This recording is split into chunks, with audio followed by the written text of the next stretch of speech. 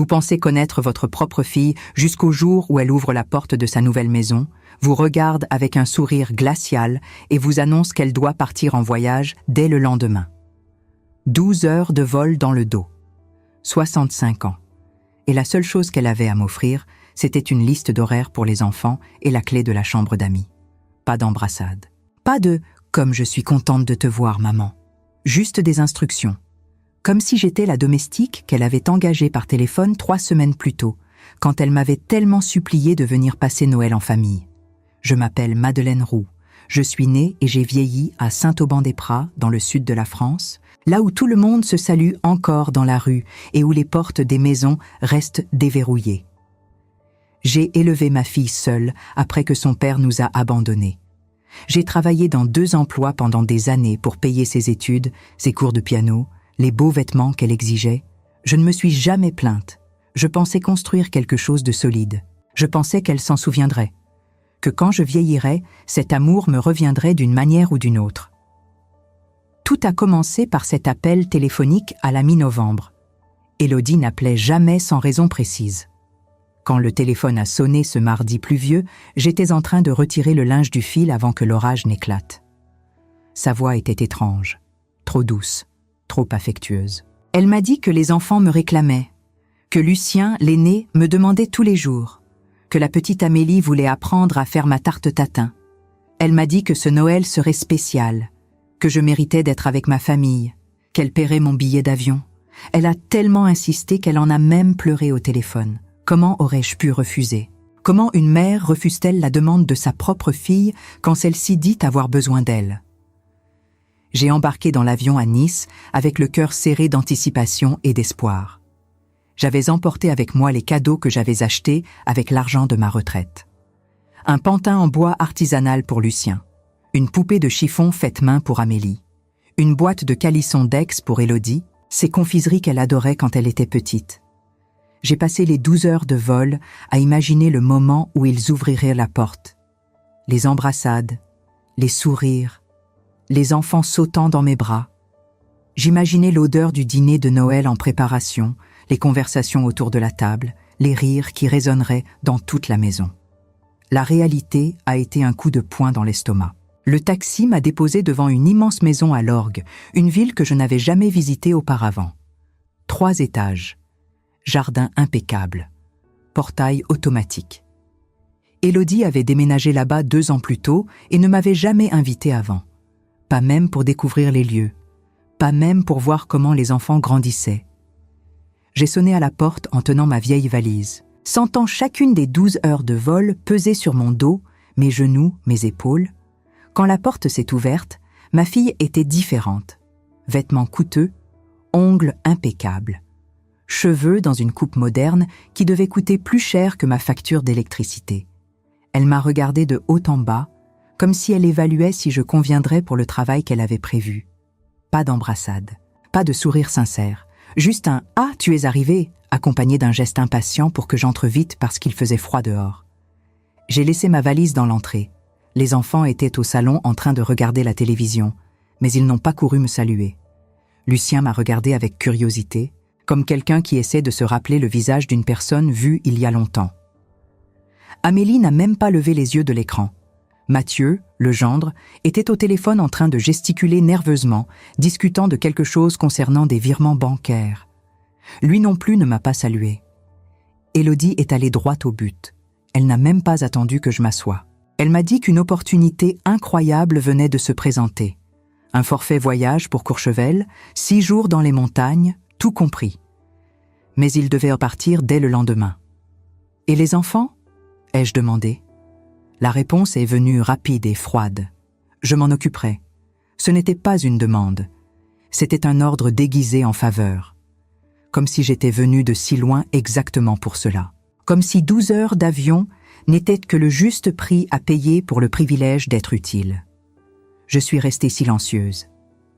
J'ai regardé ma fille et j'ai essayé de retrouver en elle la petite fille que j'avais élevée. La petite fille qui pleurait dans mes bras quand elle faisait des cauchemars. La petite fille qui me serrait fort en disant que j'étais la meilleure maman du monde. Mais cette femme devant moi était quelqu'un d'autre. Quelqu'un que je ne connaissais pas. quelqu'un qui calculait chaque mot, chaque geste. J'ai senti quelque chose se briser en moi à cet instant.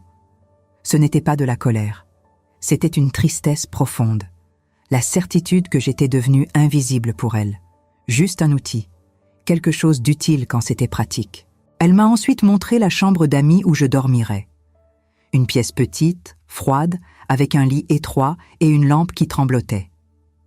Rien de personnel, rien qui disait « bienvenue ». J'ai posé ma valise et je me suis assise sur le bord du lit. Mes jambes tremblaient, pas seulement de fatigue, mais de cette réalisation brutale que ma propre fille m'avait fait traverser la France pour me transformer en gardienne gratuite pendant qu'elle partirait skier dans les Alpes. Le premier soir, elle m'a donné une longue liste d'instructions. Horaire des repas pour les enfants, médicaments à donner, numéro d'urgence, contact de voisins. Elle parlait vite, sans me regarder dans les yeux. Elle débitait ses ordres comme un patron pressé qui donne des directives à un employé temporaire. Mathieu était là aussi, vérifiant des réservations sur son téléphone, hochant la tête distraitement. Aucun d'eux ne m'a demandé si j'avais faim, si j'étais fatiguée, si le voyage s'était bien passé. J'étais juste là pour remplir une fonction. Avant de dormir cette première nuit, j'ai aidé à mettre Amélie au lit. La petite fille était agitée, se plaignant qu'elle ne voulait pas que ses parents partent en voyage. Élodie n'a même pas essayé de la calmer. Elle a simplement fermé la porte et est descendue les escaliers. Je suis restée seule dans la chambre avec ma petite fille, la berçant doucement, chantant à voix basse une chanson que je fredonnais à Élodie quand elle était petite. Amélie a fini par s'endormir. Quand je suis descendue, la maison était silencieuse. Mathieu était sorti. Élodie s'était enfermée dans le bureau. Je suis allée à la cuisine me préparer une tisane. C'est à ce moment-là que j'ai vu son téléphone posé sur le comptoir. L'écran était allumé. Une notification de message vocal. Je n'avais pas l'intention d'écouter. Je vous jure que non. Mais le nom sur la notification a attiré mon attention. C'était celui de la banque. Message urgent concernant un virement. Quelque chose à propos de documents signés, de procuration. Mon nom était mentionné dans le message. Mon cœur s'est mis à battre plus fort. Procuration ? Quelle procuration ? Je n'avais jamais rien signé. J'ai regardé autour de moi. La maison était silencieuse. Je suis montée lentement jusqu'au bureau. La porte était entr'ouverte. À l'intérieur, j'ai vu un dossier ouvert sur le bureau. Des documents, des contrats, des relevés bancaires, et là, au milieu de tout cela, une feuille avec ma signature. Fausse, mais incroyablement bien imitée. Ils avaient utilisé ma signature pour garantir un prêt énorme. Si quelque chose tournait mal, c'est moi qui serais poursuivi, pas eux, moi. J'ai senti mes jambes faiblir. Je me suis accrochée au bord du bureau. J'ai respiré profondément. Ce n'était pas seulement pour garder les enfants, ce n'était pas pour Noël, ce n'était pas pour la famille, c'était pour l'argent, pour utiliser mon nom, ma confiance, mon ignorance. Il ne me voulait pas comme grand-mère, il voulait une garantie. Quelqu'un qui signerait des papiers sans comprendre, quelqu'un de jetable. Je suis retournée dans la chambre d'amis. Je me suis assise sur le lit. J'ai regardé ma valise que je n'avais même pas encore complètement défaite. J'ai pensé partir, prendre un taxi, retourner à l'aéroport, disparaître de cette maison et ne plus jamais regarder en arrière. Mais j'ai alors entendu Amélie gémir dans la chambre d'à côté. J'ai entendu Lucien tousser. Ces enfants n'étaient pas coupables, ils étaient innocents. Et si je partais, qu'adviendrait-il d'eux ? Je me suis allongée sur le lit sans parvenir à dormir.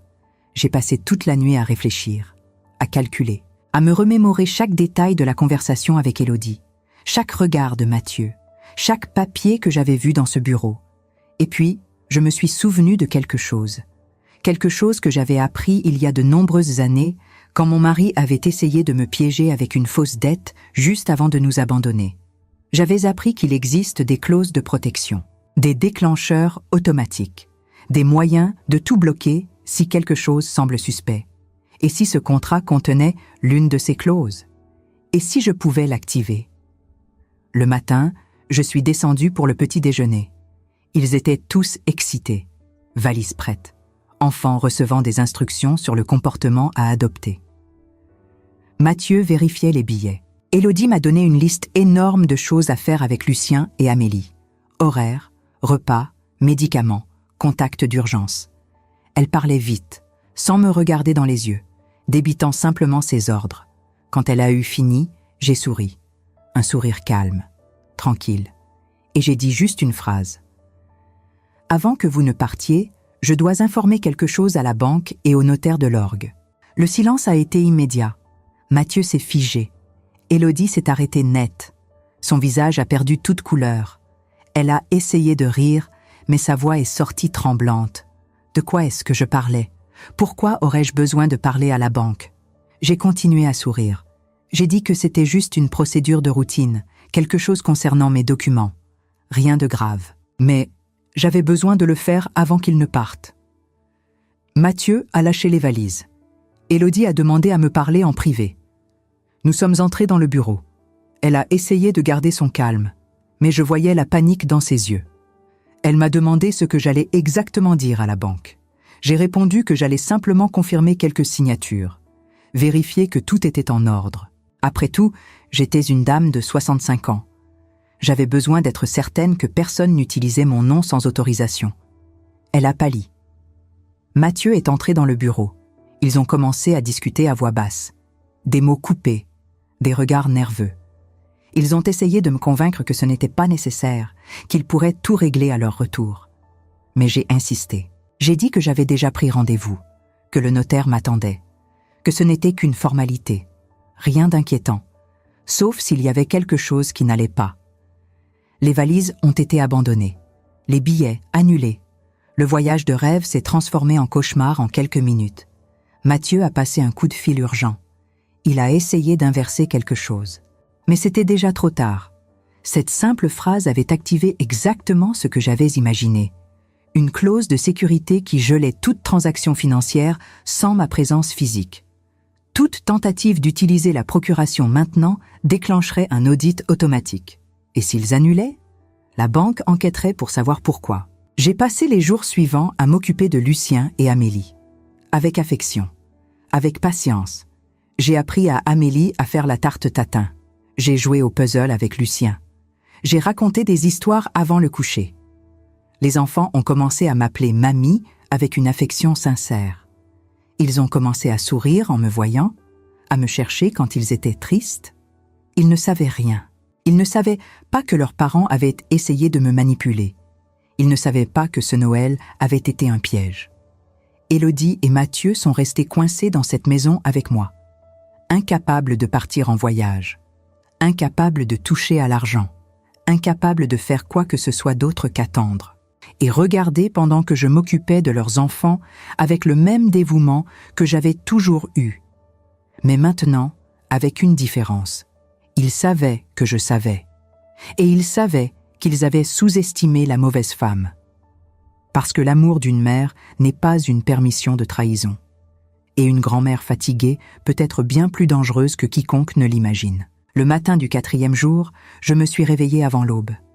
La maison était encore plongée dans le silence, ce silence lourd qui précède les tempêtes. Je suis descendue à la cuisine et j'ai préparé le petit déjeuner comme d'habitude.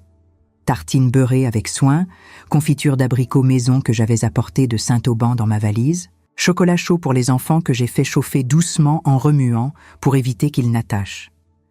Ces gestes simples, répétitifs, m'apaisaient.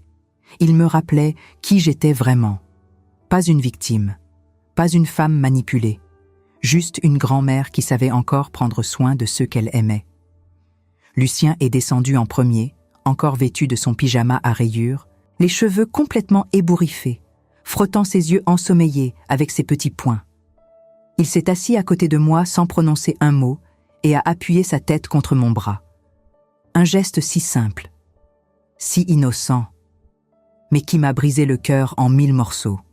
Cet enfant cherchait de l'affection, de la stabilité, de la tendresse, quelque chose que ses propres parents étaient bien trop occupés à calculer, à planifier, à manipuler pour lui offrir. Il avait besoin de savoir qu'au moins une personne dans cette maison l'aimait sans condition, sans arrière-pensée. Amélie est arrivée quelques minutes après, traînant derrière elle sa poupée préférée, celle avec les cheveux en laine rouge et la robe à pois bleus que je lui avais offerte l'année précédente lors d'une de mes rares visites. Elle m'a regardé avec ses grands yeux clairs et m'a demandé si je pouvais lui faire des nattes comme celles que je lui avais faites la veille. Je l'ai soulevée et installée sur mes genoux, sentant son petit corps chaud contre le mien. J'ai commencé à démêler ses cheveux avec douceur, prenant mon temps, écoutant ses bavardages incessants. Elle racontait des histoires complètement inventées, mélangeant des princesses imaginaires et des dragons qui parlaient, riant de ses propres blagues, avec cette spontanéité magnifique que seuls les enfants possèdent. Je souriais en l'écoutant, hochant la tête au bon moment, posant des questions pour l'encourager. Mais à l'intérieur de moi, une rage froide et calculée grandissait. Comment Élodie pouvait-elle utiliser ces enfants merveilleux comme monnaie d'échange? Comment pouvait-elle construire une vie entière sur des mensonges, sur des manipulations, sur des faux documents et penser que tout irait bien? Comment pouvait-elle dormir la nuit en sachant ce qu'elle avait fait à sa propre mère? Ces questions tournaient dans ma tête comme un manège sans fin. Élodie est descendue vers 9 heures. Son visage était fatigué, marqué par des cernes profonds sous les yeux. Ses traits étaient tirés, tendus, comme ceux de quelqu'un qui n'a pas fermé l'œil de la nuit. Elle n'avait pas dormi.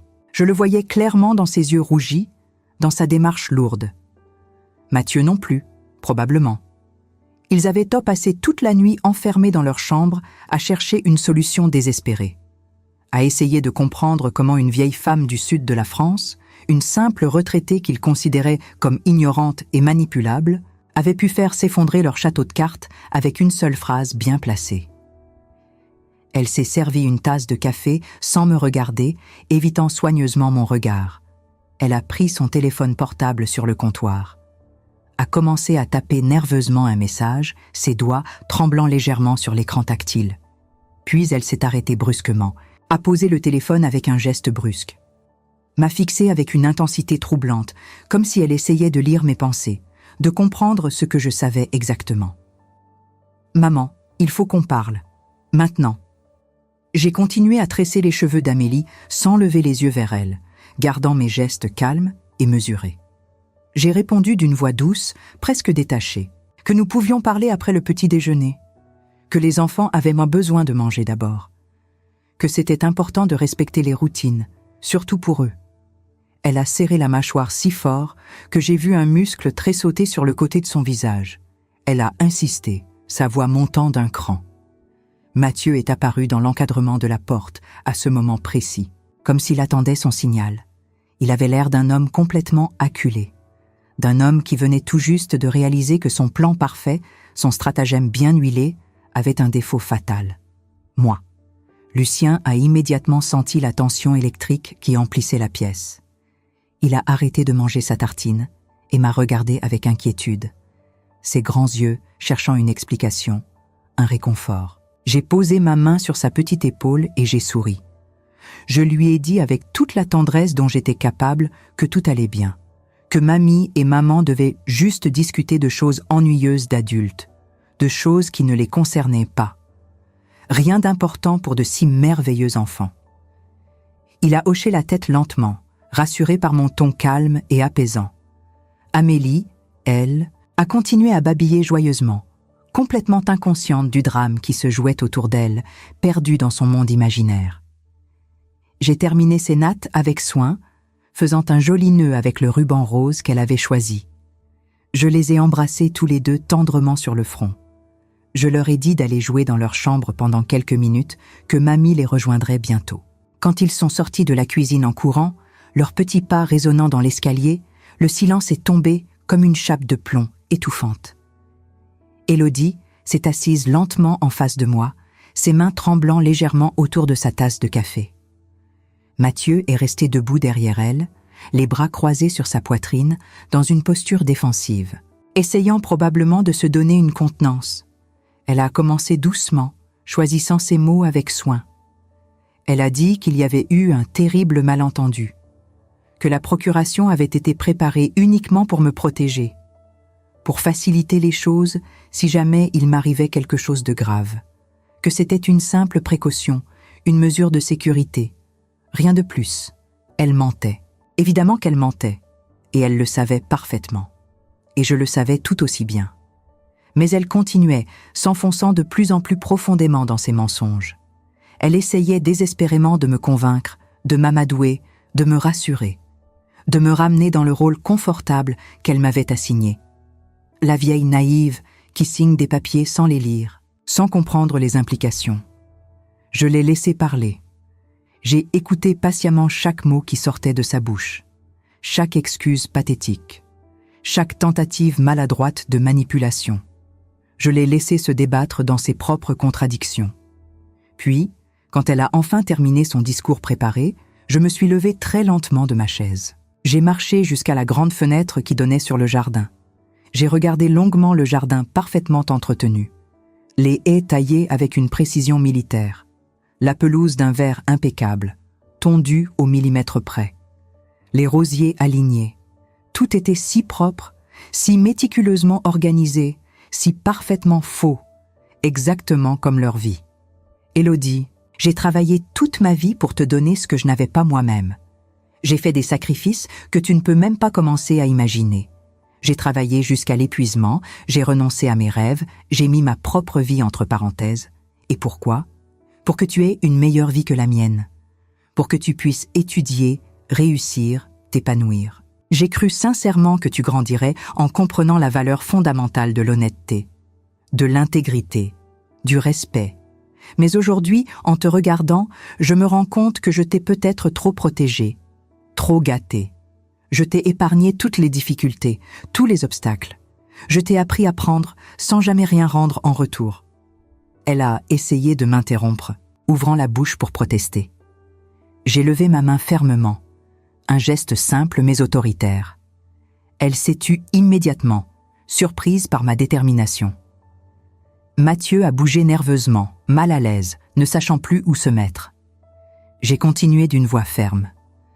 Cette procuration que vous avez fabriquée avec ma signature, c'est un faux grossier. Vous le savez parfaitement. Je le sais tout aussi bien. Et maintenant, le notaire le saura aussi. Parce que cet après-midi même, j'ai rendez-vous avec lui et avec un avocat spécialisé en droit bancaire. Et ensemble, ils vont examiner méticuleusement chaque document, chaque contrat, chaque transaction que vous avez osé faire en utilisant mon nom sans mon consentement. Mathieu a littéralement explosé à ce moment-là.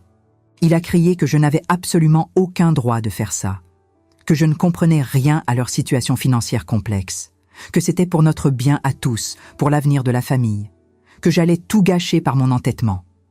Élodie, elle, a éclaté en sanglots. Elle a dit que je détruisais tout ce qu'ils avaient reconstruit, que j'allais ruiner définitivement leur vie, leurs projets d'avenir, leurs rêves. Elle m'accusait de détruire leur famille. J'ai attendu patiemment qu'ils se calment, qu'ils épuisent leur colère et leur désespoir. Puis j'ai parlé à nouveau. Ma voix était basse, calme, posée. Mais chaque mot que je prononçais pesait comme du plomb. Vous m'avez fait venir ici sous un faux prétexte de réunion familiale, sous prétexte d'amour filial, de lien du sang. Vous avez utilisé mes petits-enfants innocents comme appât émotionnel. Vous m'avez transformé en caution bancaire pour vos dettes, en garantie pour vos emprunts risqués. Et vous pensiez sérieusement que je n'allais rien remarquer? Que j'étais trop vieille pour comprendre? Trop stupide pour me rendre compte de votre manipulation?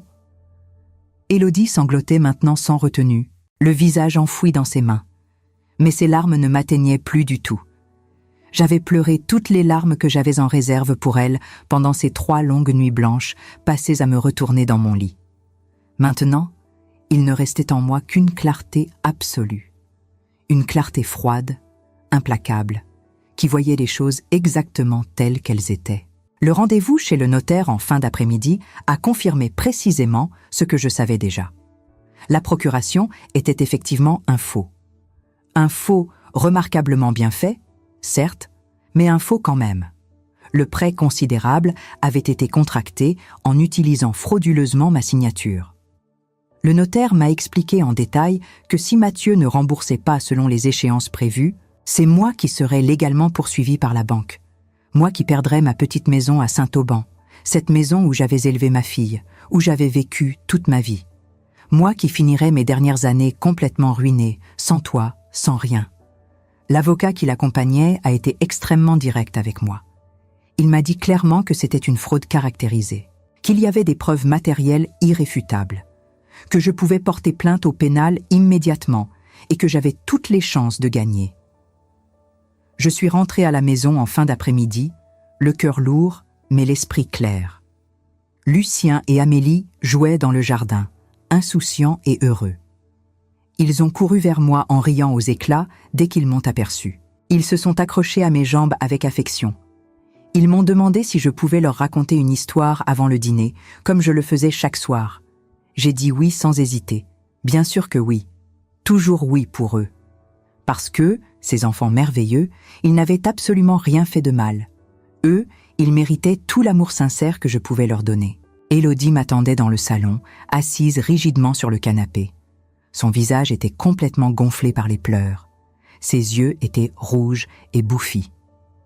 Elle a murmuré d'une voix à peine audible qu'elle était désolée, que Mathieu l'avait poussée à faire ça, que c'était entièrement son idée à lui, qu'elle ne voulait pas vraiment me faire du mal, qu'elle n'avait jamais voulu en arriver là. J'ai écouté son discours sans répondre, sans réagir. Puis je suis montée directement dans ma chambre. J'ai sorti ma vieille valise de sous le lit. J'ai commencé à ranger méthodiquement mes affaires, pliant chaque vêtement avec soin. Elle a frappé timidement à la porte quelques minutes plus tard. Elle m'a supplié de rester, de ne pas partir comme ça, de lui donner une dernière chance de réparer les choses. J'ai fermé ma valise avec un bruit sec. Je me suis tournée lentement vers elle, et j'ai dit la seule chose qui restait à dire entre nous. Je vais rester jusqu'à la fin des vacances de Noël, pour Lucien et Amélie uniquement, pas pour toi, certainement pas pour toi. Quand je partirai d'ici, tu ne me reverras plus jamais. Et si jamais tu oses essayer d'utiliser mon nom à nouveau, de quelque manière que ce soit, je n'hésiterai pas une seule seconde à te faire poursuivre en justice. Tu es ma fille. Tu le seras toujours. Mais je ne suis plus ta victime. Plus jamais. Cette nuit-là, pour la première fois depuis mon arrivée dans cette maison, j'ai dormi. Un sommeil lourd, profond, réparateur. Parce que j'avais enfin repris le contrôle de ma propre vie. Parce que j'avais enfin osé dire la vérité à haute voix, et parce que, pour la toute première fois de mon existence, j'avais choisi consciemment ma dignité personnelle plutôt que l'amour inconditionnel et aveugle d'une mère qui refuse de voir la réalité en face. Les jours suivants ont été étranges, presque surréalistes. Une sorte de trêve silencieuse et fragile s'est installée dans cette grande maison de l'orgue. Chacun évoluait dans son propre espace, évitant les confrontations directes, marchant sur des œufs. L'atmosphère était lourde, chargée de non-dits, de regards évités, de conversations interrompues dès que j'entrais dans une pièce. Élodie évitait systématiquement mon regard, détournant les yeux chaque fois que nos chemins se croisaient dans le couloir ou dans la cuisine. Mathieu disparaissait pendant des heures entières, enfermé dans son bureau au volet mi-clos, au téléphone constamment avec la banque, avec des avocats dont je n'ai jamais appris les noms, avec des gens qui semblaient tous avoir des solutions miraculeuses qui ne menaient nulle part. Moi, je continuais simplement à m'occuper des enfants avec toute l'attention et la tendresse qu'ils méritaient. Je leur faisais découvrir des recettes que ma propre mère m'avait apprises quand j'étais enfant. Des petits gâteaux aux amandes, des crêpes parfumées à la fleur d'oranger, des biscuits au miel qui embaumaient toute la maison. Je leur racontais des histoires de mon enfance passée dans le sud, des aventures dans les champs de lavande, des étés passés à cueillir des cerises sous le soleil brûlant. Je leur apprenais des chansons anciennes que ma propre mère me chantait le soir avant de dormir, des berceuses provençales douces et mélancoliques qui parlèrent de la mer et des montagnes. Lucien m'a posé une question troublante un matin, alors que nous préparions ensemble le petit déjeuner. Il m'a demandé d'une voix hésitante, presque craintive, pourquoi sa maman pleurait tout le temps maintenant. Pourquoi elle s'enfermait dans sa chambre? Pourquoi elle ne souriait plus jamais? J'ai caressé tendrement ses cheveux bruns si doux et je lui ai expliqué avec des mots simples que les adultes traversent parfois des moments très difficiles dans leur vie. Que sa maman allait bien, qu'elle était juste un peu fatiguée, un peu triste. Que ce n'était pas de sa faute à lui, qu'il ne devait surtout pas s'inquiéter, qu'elle l'aimait plus que tout au monde. Il m'a regardé avec ses grands yeux sérieux, ses yeux qui semblaient que bien trop mûrs pour un enfant de son âge, et il a dit quelque chose qui m'a littéralement glacé le sang dans les veines. « Mamie, maman a dit à papa hier soir que tu voulais nous enlever notre maison, que tu allais nous mettre à la rue. C'est vrai ?» J'ai senti ma poitrine se serrer douloureusement. Mon cœur s'est mis à battre plus vite. Élodie essayait donc de retourner complètement la situation, de me faire passer pour la méchante de l'histoire, pour celle qui détruisait leur belle vie, pour la grand-mère cruelle qui voulait ruiner sa propre famille. J'ai pris une grande respiration pour me calmer. J'ai posé mes mains sur les épaules de Lucien et je l'ai regardé droit dans les yeux. Je lui ai expliqué aussi clairement que possible que ce n'était absolument pas vrai, que mamie voulait juste protéger tout le monde, que parfois, dans la vie, protéger les gens qu'on aime signifie dire des choses difficiles, des choses que les autres ne veulent pas entendre. Que c'était compliqué, mais que je ne ferais jamais, jamais rien qui puisse leur faire du mal à lui et à sa petite sœur. Il a hoché lentement la tête, même s'il ne comprenait probablement pas vraiment tout ce que je disais. Puis il m'a serré très fort dans ses petits bras maigres et il a murmuré contre mon épaule qu'il m'aimait très fort. Cet instant précis a failli me briser complètement, parce que j'ai réalisé avec une clarté douloureuse à quel point ces enfants innocents étaient pris au piège d'une situation qui les dépassait totalement, pris entre des parents qui les utilisaient cyniquement comme bouclier émotionnel, comme argument pour m'apitoyer, et une grand-mère qui devait impérativement partir bientôt pour sauver ce qui lui restait de vie, de dignité. Comment pouvais-je les abandonner à leur sort ? Comment pouvais-je partir en sachant qu'ils resteraient avec des parents capables de telles manipulations ? Mais comment pouvais-je rester dans cette maison empoisonnée par les mensonges ?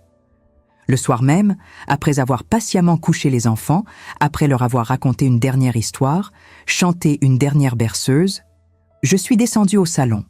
Mon cœur battait fort. J'avais pris une décision. Élodie et Mathieu étaient là, assis côte à côte sur le grand canapé en cuir beige. Ils avaient l'air complètement épuisés, physiquement et moralement, vaincus. Leurs épaules étaient affaissées, leurs traits creusés par le manque de sommeil et l'angoisse.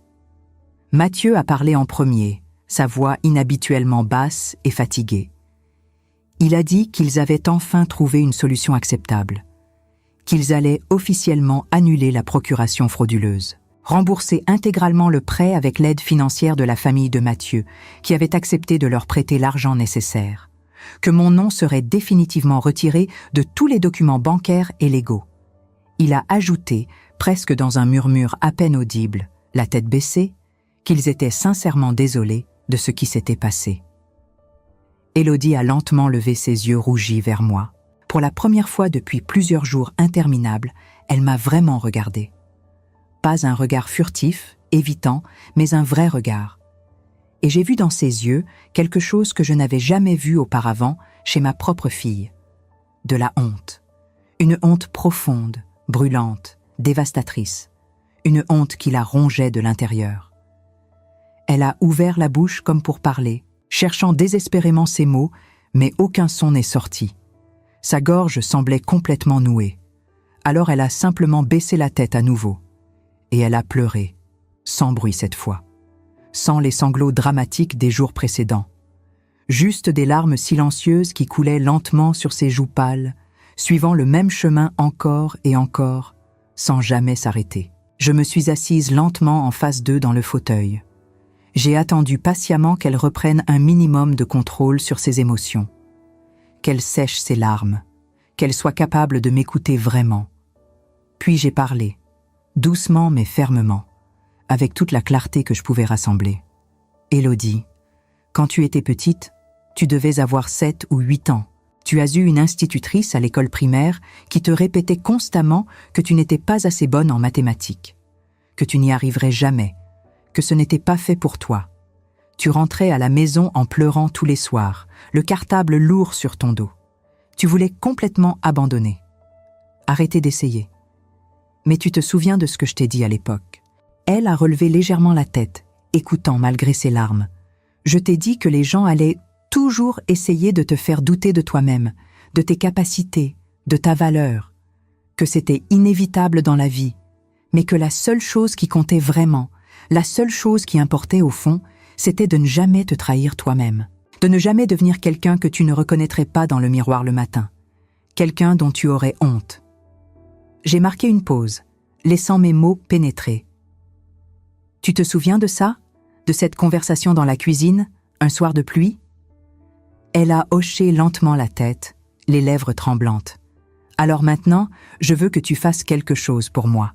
Regarde-toi vraiment.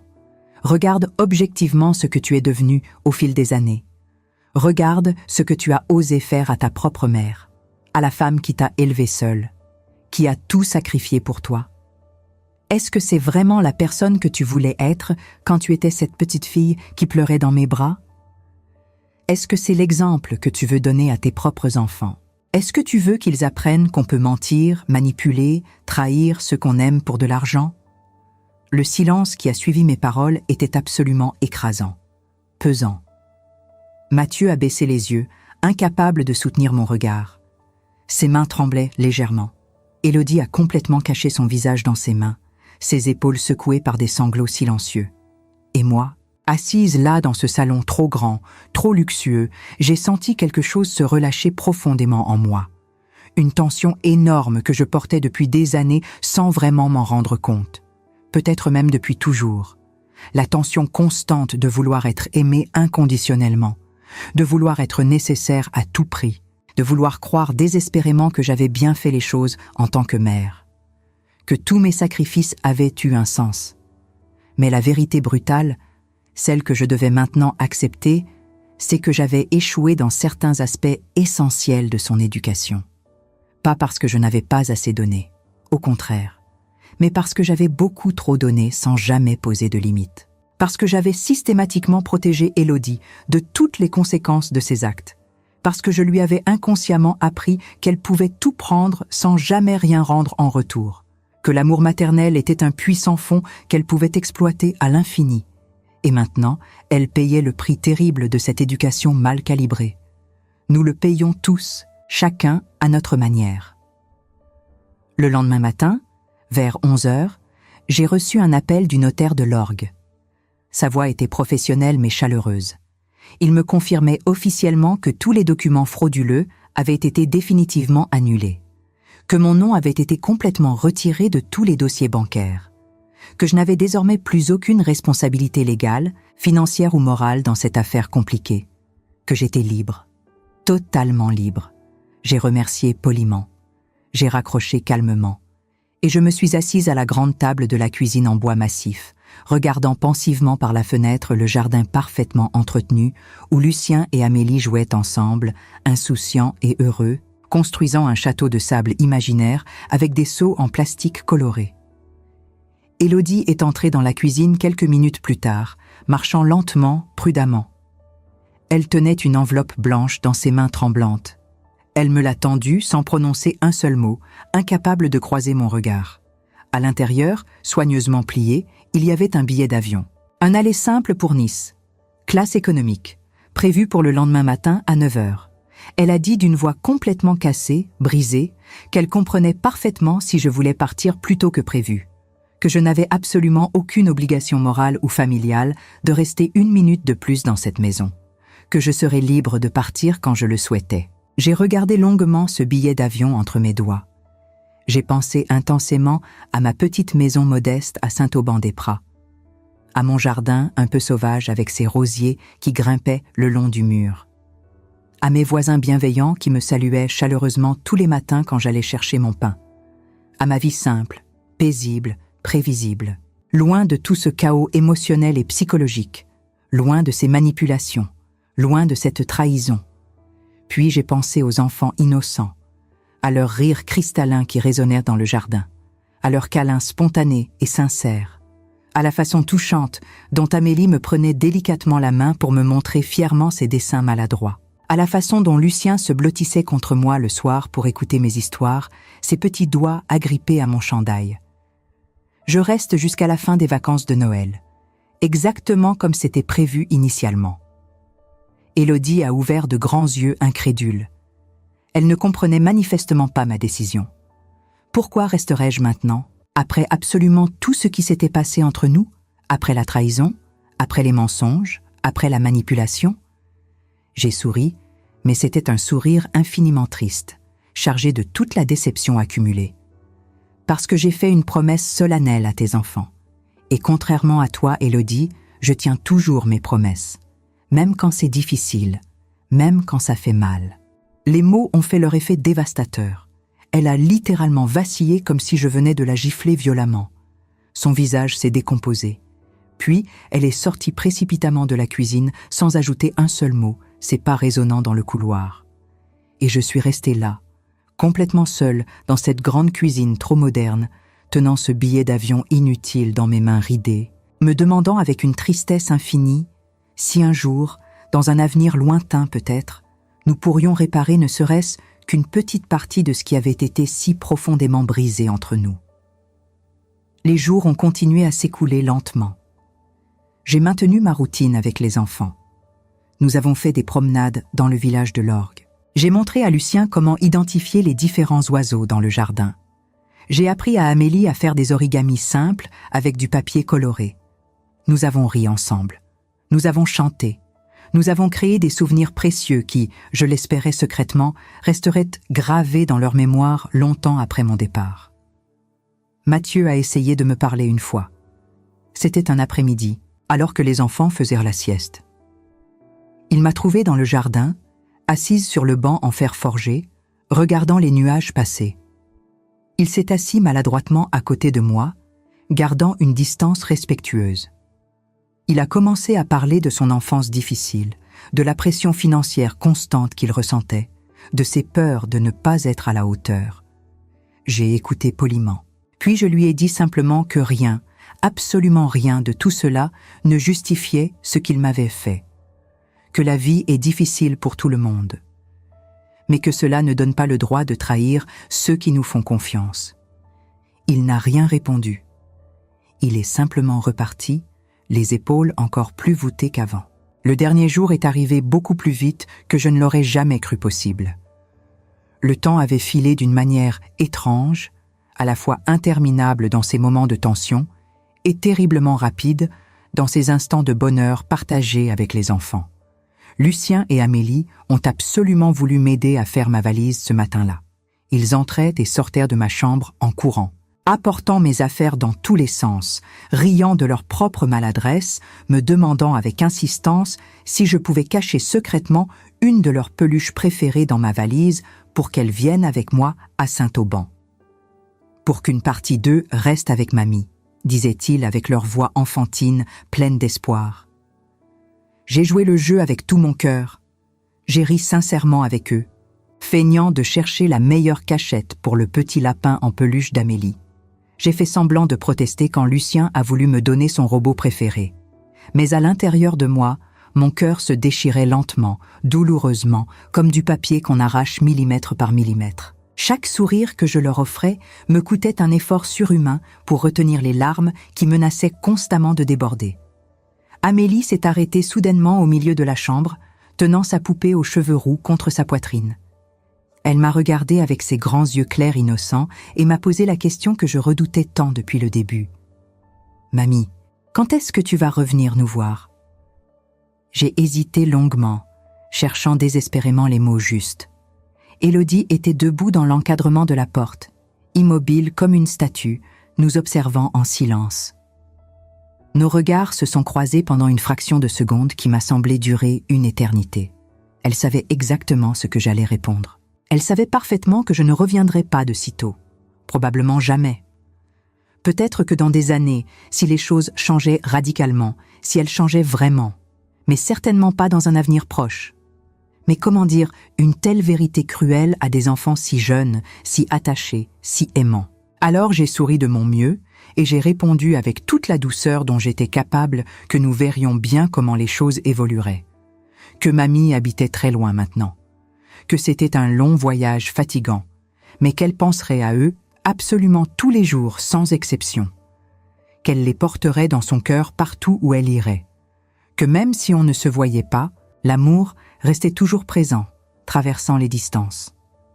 Lucien, qui était resté silencieux jusque-là, s'est approché lentement de moi. Il a pris délicatement ma main ridée dans sa petite main douce et chaude. Il m'a regardé avec ce sérieux inhabituel qu'ont parfois les enfants quand ils pressentent quelque chose d'important. Et il a dit quelque chose qui restera à jamais gravé dans ma mémoire, dans mon cœur, jusqu'à mon dernier souffle. Mamie, maman m'a dit que tu es très fâchée contre elle en ce moment, que tu ne veux plus lui parler. Mais moi, je sais quelque chose d'important. Je sais que tu l'aimes quand même, parce que les mamies aiment toujours leurs enfants, même quand c'est très difficile, même quand ils font des bêtises. C'est comme ça que ça marche, non? Les larmes me sont immédiatement montées aux yeux, brûlantes et impossibles à retenir. J'ai dû cligner rapidement plusieurs fois pour ne pas me mettre à pleurer devant eux. J'ai serré sa petite main fragile dans la mienne avec toute la tendresse dont j'étais capable. Oui, mon petit Lucien, tu as absolument raison. J'aime Élodie, malgré absolument tout ce qui s'est passé, malgré la trahison dévastatrice, malgré les mensonges accumulés, malgré la douleur profonde qu'elle m'a infligée, parce qu'on n'arrête jamais vraiment d'aimer ses enfants, peu importe ce qu'ils font, même quand ils nous brisent le cœur en 1000 morceaux, même quand ils nous déçoivent au-delà de ce qu'on pensait possible. Mais aimer quelqu'un ne signifie absolument pas accepter n'importe quoi de sa part. Aimer ne signifie pas se laisser détruire, manipuler, utiliser. Aimer ne signifie pas renoncer à sa propre dignité. Mathieu est venu me chercher pour me conduire à l'aéroport de Nice. Le trajet en voiture s'est fait dans un silence presque complet. Un silence lourd, inconfortable, chargé de tout ce qui n'avait pas été dit, de tous les regrets informulés. Il regardait fixement la route devant lui, les mains crispées sur le volant. Moi, je regardais défiler le paysage provençal par la fenêtre, les collines ondulantes, les vignobles alignés, les villages perchés que je connaissais si bien. Quand nous sommes finalement arrivés au terminal des départs, il a garé la voiture dans le parking. Il a sorti ma valise du coffre avec des gestes lents, comme s'il retardait le moment inévitable. Puis il s'est tourné vers moi, se raclant la gorge nerveusement. Il a voulu dire quelque chose. Je le voyais dans ses yeux. Plusieurs fois, il a ouvert la bouche, cherchant ses mots, rassemblant son courage. Mais les mots semblaient coincés quelque part dans sa gorge. Finalement, après ce qui m'a paru une éternité embarrassante, il a simplement murmuré un « désolé » presque inaudible, à peine plus fort qu'un souffle. Sa voix était rauque, brisée par l'émotion qu'il tentait visiblement de contenir. J'ai hoché lentement la tête en signe d'acceptation. Je ne lui ai pas dit que je pardonnais, parce que ce serait un mensonge. Je n'étais pas prête à pardonner. Peut-être que je ne pardonnerai jamais complètement ce qu'ils m'ont fait. Peut-être que certaines blessures sont trop profondes pour guérir entièrement. Mais j'ai accepté ces excuses maladroites parce qu'elles représentaient tout ce qu'il pouvait m'offrir à cet instant précis, toute la rédemption dont il était capable pour le moment. Puis je me suis détournée et je suis partie vers l'entrée du terminal sans me retourner une seule fois. Parce que si je m'étais retournée, si j'avais vu son visage une dernière fois, je ne sais pas si j'aurais eu la force de continuer à avancer. Dans l'avion qui me ramenait enfin chez moi, j'ai fermé les yeux dès que nous avons décollé. J'ai senti l'appareil s'élever dans les airs, prendre de l'altitude, s'éloigner de l'orgue, de cette maison empoisonnée, de cette famille brisée. J'ai repensé intensément à tout ce qui s'était passé durant ces semaines étranges et douloureuses, à la trahison initiale qui m'avait coupé le souffle, à la confrontation nécessaire mais épuisante, à la douleur profonde qui me serrait encore la poitrine, mais aussi à quelque chose d'autre, quelque chose de nouveau et d'inattendu, à une force intérieure que je ne savais même pas que je possédais, une force qui m'avait permis de dire non clairement, de me défendre efficacement, de refuser catégoriquement d'être une victime passive et silencieuse. Pendant tant d'années, pendant toute ma vie d'adulte en fait, j'avais sincèrement cru que mon rôle de mère était de donner inconditionnellement. Toujours donner, encore et encore, sans jamais rien attendre en retour, sans jamais poser de limites, sans jamais dire stop. Mais j'avais finalement compris quelque chose d'absolument essentiel, quelque chose qui aurait dû m'apparaître bien plus tôt. Donner sans aucune limite, c'est enseigner aux autres qu'ils peuvent prendre éternellement sans jamais subir la moindre conséquence. C'est leur apprendre qu'ils peuvent nous utiliser, nous manipuler, nous blesser, et que nous serons toujours là, souriantes et disponibles, prête à tout leur pardonner. Quand l'avion a finalement atterri à Nice, quand les roues ont touché le tarmac avec ce petit choc familier, j'ai ressenti un soulagement immense et presque physique. Comme si un poids énorme, écrasant, venait enfin d'être retiré de mes épaules fatiguées. Comme si je pouvais enfin respirer librement, après avoir retenu mon souffle pendant des semaines. J'ai pris un taxi jusqu'à Saint-Auban-des-Pras. Le chauffeur était bavard et chaleureux, mais je n'avais pas vraiment envie de parler. Je me contentais de répondre poliment par monosyllabes, regardant défiler les paysages familiers qui défilèrent par la fenêtre. Jusqu'à ma petite maison modeste, avec ses volets bleus délavés par le soleil. Jusqu'à mon jardin un peu sauvage, avec ses rosiers grimpants et ses lavandes qui embaumaient. Jusqu'à mon vieux banc en bois usé, où je m'asseyais religieusement tous les soirs d'été pour regarder le soleil se coucher derrière les collines. En ouvrant la porte d'entrée qui grinçait légèrement sur ses gonds, j'ai respiré profondément, emplissant mes poumons de cet air familier. L'odeur si reconnaissable de lavande séchée que je gardais dans des sachets un peu partout dans la maison. Le silence paisible et apaisant, si différent de la tension constante qui régnait à l'orgue. Tout était exactement comme je l'avais laissé quelques semaines auparavant. Les mêmes meubles anciens, hérités de ma mère. Les mêmes photos encadrées sur les étagères. Les mêmes rideaux de dentelle à la fenêtre.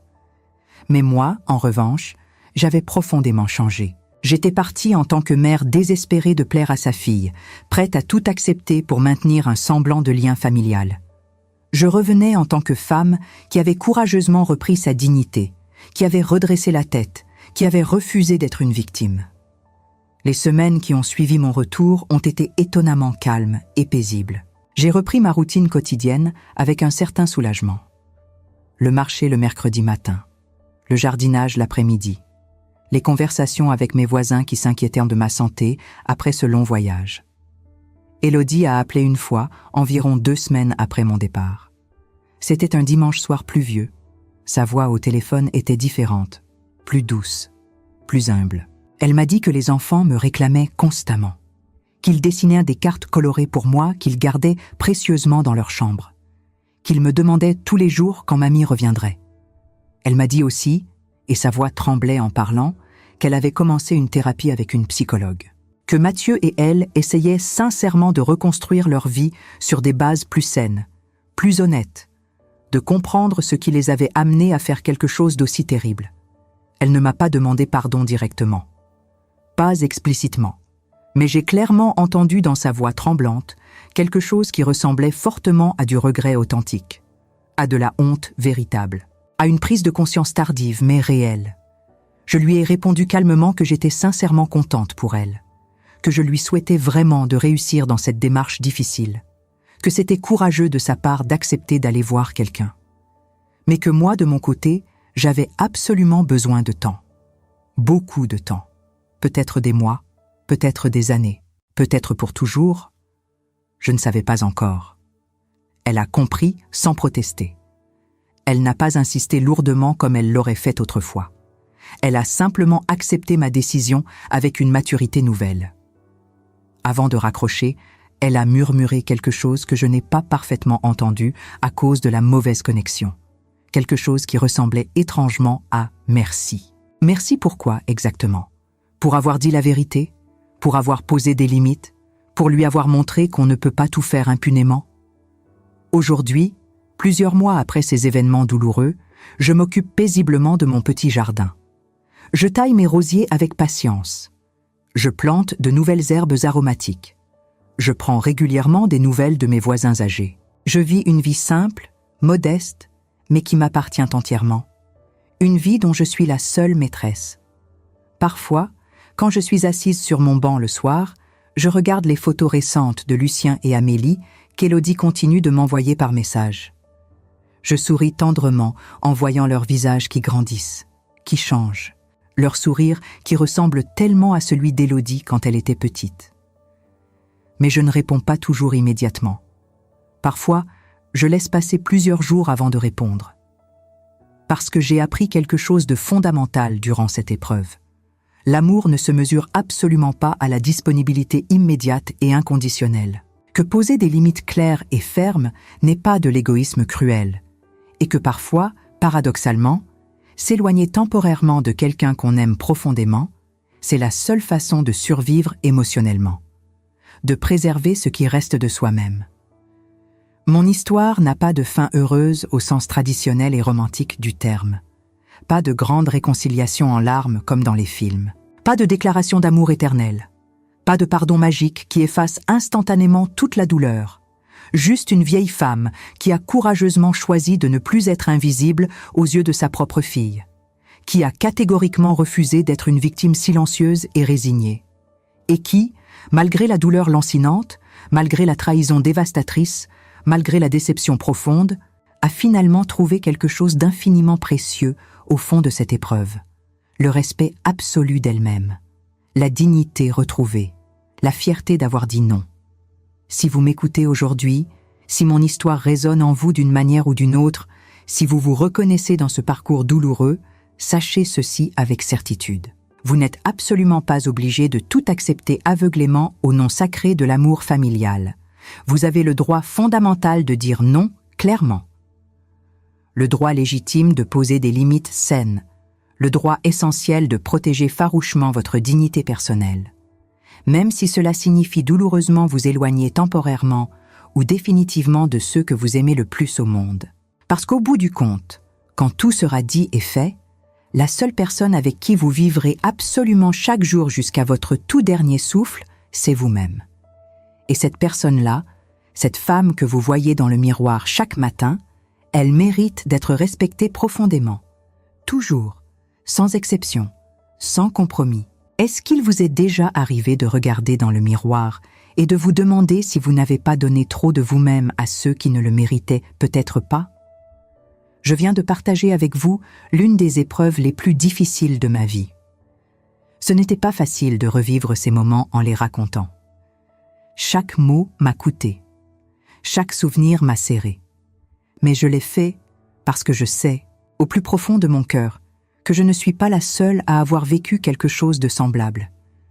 Que quelque part, en m'écoutant aujourd'hui, vous vous êtes peut-être reconnu dans mon histoire, dans ma douleur, dans mes doutes, dans cette sensation terrible d'être devenu invisible aux yeux de ceux qu'on aime le plus.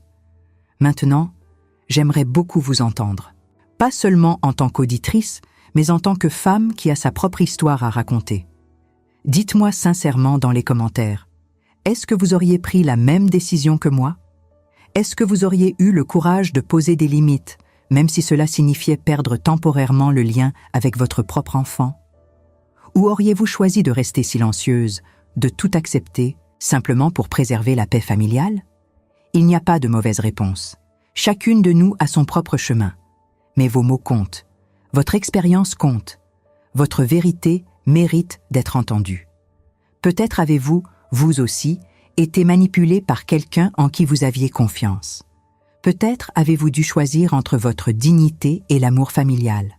Peut-être portez-vous encore cette blessure en silence, sans jamais l'avoir partagée avec personne. Si c'est le cas, je veux que vous sachiez quelque chose d'important. Vous n'êtes pas seul. Nous sommes des milliers, des millions même, à avoir vécu des trahisons semblables. Et parfois, simplement écrire ce qu'on ressent dans un commentaire peut être le premier pas vers la guérison, vers la libération, vers la réconciliation avec soi-même. Je suis également très curieuse de savoir d'où vous m'écoutez en ce moment précis.